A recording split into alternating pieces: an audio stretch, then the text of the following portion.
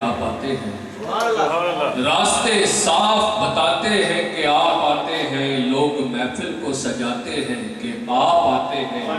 اہل ایمان کے لبوں پر ہے درود و سلام، اہل ایمان کے لبوں پر ہے درود و سلام، لوگ میلاد مناتے ہیں کہ آپ آتے ہیں۔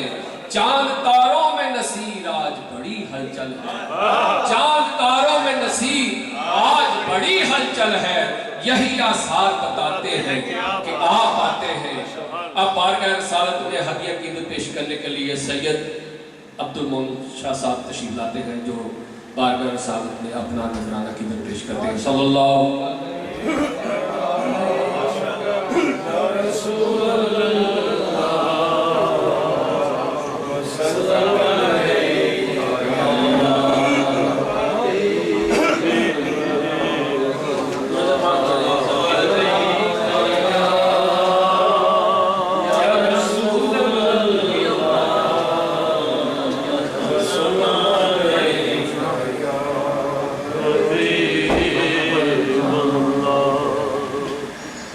پڑھنے سے پہلے میں کچھ چیزوں کی وضاحت کرنا چاہتا ہوں۔ ہمارے بزرگ ابھی نعت میں کچھ اشعار انہوں نے ایسے پڑھے جو کہ عام لوگوں کے لیے کنفیوژن کا باعث بن جاتے ہیں۔ مثلا ایک شعر میں کہا گیا کہ جو رب ہے وہ عرب میں آ گیا۔ یہاں پر کچھ لوگ یہ سمجھتے ہیں کہ اللہ تعالیٰ کی ذات مبارکہ معاذ اللہ عرب میں تشریف لے آئے۔ یہ بات ذرا غور طلب ہے، کیونکہ بعض اشعار جو ہیں وہ اس قسم کی کنفیوژن پیدا کر دیتے ہیں۔ تو پہلے تو ہمیں یہ چاہیے کہ ایسے اشعار پڑھے ہی نہ ہوں، بہتر یہ ہے۔ تو اگر پڑھیں تو پھر ان کی وضاحت ضروری ہے، کیونکہ جب یہ ویڈیو کیسٹ یا سی ڈیز ادھر ادھر جائے گی تو کچھ ایسے لوگ جو کہ سمجھتے نہیں کسی بات کو، وہ اس کو بطور پراپوگنڈے کا استعمال کرتے ہیں۔ تو دوستوں سے گزارش یہ ہے کہ اس قسم کے اشعار سے اجتناب کریں۔ تو یہاں پر رب عرب میں آ گیا، شاعر نے ایک اپنی وہ سمجھ سے کام تو لیا ہے اس نے، لیکن بیسیکلی اس کی وضاحت میں کچھ عرض کرتا ہوں کہ جو لفظ رب ہے یہ عام مستعمل ہے۔ ہم یہ سمجھتے ہیں کہ صرف لفظ رب اللہ ہی کے لیے بولا جاتا ہے، جیسے ہم بولتے ہیں رب العالمین، اور یہ لفظ کا جمع بھی اللہ نے استعمال کیا، رب ارحمہما کما ربیانی صغیرا۔ تو یہاں پہ رب جمع کے طور پہ یعنی پلورل استعمال کیا ہے یہاں پہ، اور رب سنگولر بھی ہے پلورل بھی ہے۔ تو اس لیے کچھ لوگ یہاں پہ اس کنفیوژن کا شکار ہو جاتے ہیں کہ دیکھیے جی رب آپ نے کسی بندے کو کہہ دیا۔ تو یہاں پر اللہ تعالیٰ نے والدین کے لیے پلورل کا صیغہ استعمال کیا۔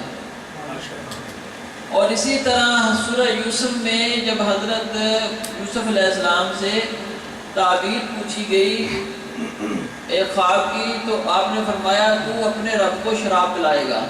یہاں وہاں پر بھی لفظ رب استعمال کیا، رب وہاں پر بامانی بادشاہ کی، اور یہ مختلف آیتوں میں یہ لفظ رب کا لفظ استعمال کیا، تو یہ سمجھنے کی ضرورت ہے اس کو۔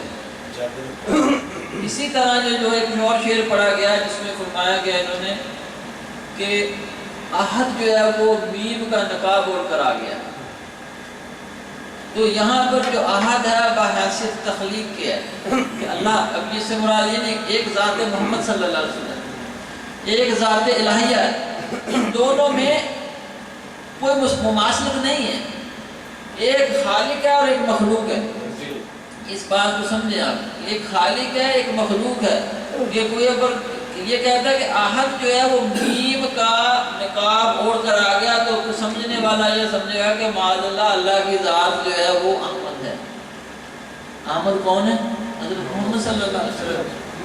تو یہ تو بعد ہی شرکیہ بن جائے گی، لیکن اس کو بھی سمجھنے کی ضرورت ہے کہ اس میں لفظ احد جو ہے وہ بطور تخلیق کے استعمال کیا، کیونکہ اللہ نے سب سے پہلی تخلیق جو کی وہ نبی محمد صلی اللہ علیہ وسلم، اس لحاظ سے احد کا لفظ استعمال کیا گیا۔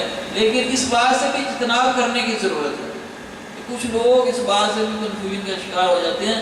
دیکھیں جی انہوں نے محمد صلی اللہ علیہ وسلم کو ہی اللہ بنا دیا، تو نہایت ہی شرکی عقیدہ ہے۔ اگر کوئی بندہ ایسی بات سوچے یا ایسی بات دل میں رکھے تو یہ انسان کو کفر اور شرک کی طرف لے جائے گا، اور شرک کے متعلق اللہ فرماتے ہیں کہ ہر چیز ہر گناہ معاف ہو جائے گا سوائے شرک کے۔ میری مؤدبانہ گزارش ہے کہ ایسے اشیاء سے اجتناب کیا جائے۔ دعا ہے کہ اللہ تعالیٰ ہم سب کو بلکہ توفیق دے، درود پاک پڑھیں۔